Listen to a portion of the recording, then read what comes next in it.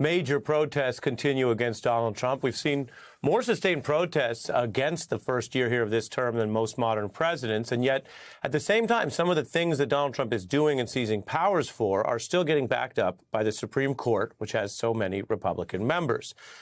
The rulings that we're seeing are against this backlash. Massive crowds in D.C., one church ringing its bells in solidarity.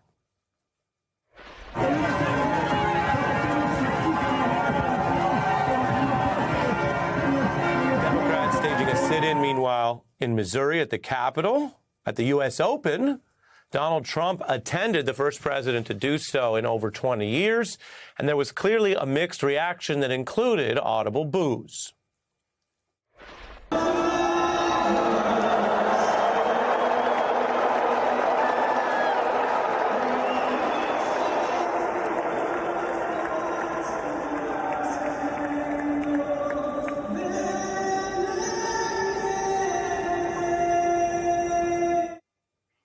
That's just one indicator from sports. Meanwhile, on the streets of Chicago, we saw signs against ICE and Trump's crackdown. An aerial view here of the protests about Trump sending in more federal troops. One sign said Trump must go now. You could see that hovering in the crowd.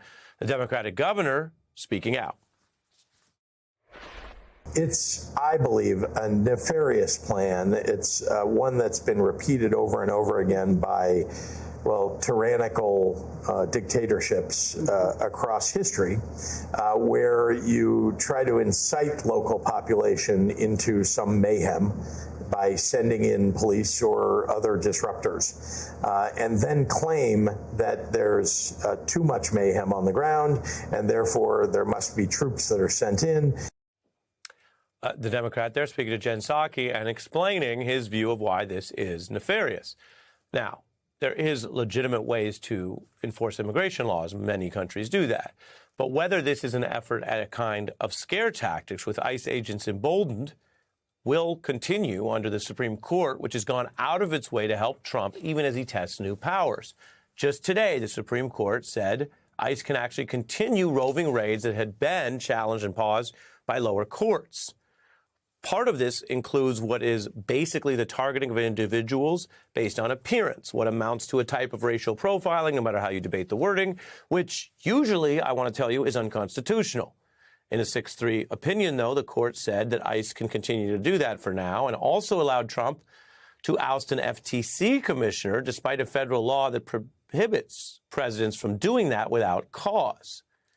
You take it together and you actually see something pretty rare, which is sustained street protests against a president who doesn't have any kind of good approval. He's underwater. Most people oppose him and what he's doing, even though he won an election.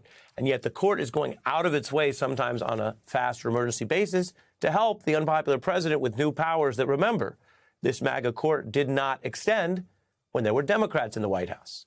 Here is Trump appointee Barrett discussing why she still doesn't think we're close to a constitutional crisis. How will we know if we're in a constitutional crisis as American citizens? Like, what would that look like? Because honestly, if you're just a busy person going about your day and you see a lot of headlines that we're in a constitutional crisis, it's like, okay, how will we know that? What would that look like? Well, look, I think the Constitution is alive and well. And I think that I don't know what a constitutional crisis would look like. I don't think that we are currently in a constitutional crisis. Justices are known more for their writing than speaking extemporaneously, and that's perfectly fine. As a matter of rhetoric, if you don't know what something looks like, then how would you know if you're in it? And maybe we should all be pretty concerned about how to define the constitutional crisis if it comes so we can face it. It would certainly involve a president openly agitating to stay in office past their constitutional limits, which is something we've heard the president wants to do. We just don't know if he's going to actually try it. Your thoughts on what I mentioned, which is in normal times, the Supreme Court goes slowly. We've seen them when they want to go slow. It helped Donald Trump when they sped certain things up, but we've seen them when they choose to go slow. And so they're jumping in not to leave the lower courts the way they are, but to often override in Trump's favor while there is a big, noticeable populist uprising against these tactics, many of which were not things that he strongly campaigned on. Yeah, the thing is, Ari, the court can move slow, the court can move quick. They move quick when they feel like it. And many of them, not just because Trump put them on the court, but because they agree with a lot of his authoritarian tendencies, they're stepping in, whether it's through sort of pocket rulings or directly, and making things easier for him to remake the country however it is that he wants. And I think it was really telling in that last interview when Justice Barrett is like, well, I don't know if we're in a constitutional crisis or not. You know, first off, there are many scholars who can explain to her what a constitutional crisis is. But more importantly, if the weatherman can't tell me when it's raining, maybe I shouldn't trust what you have to say.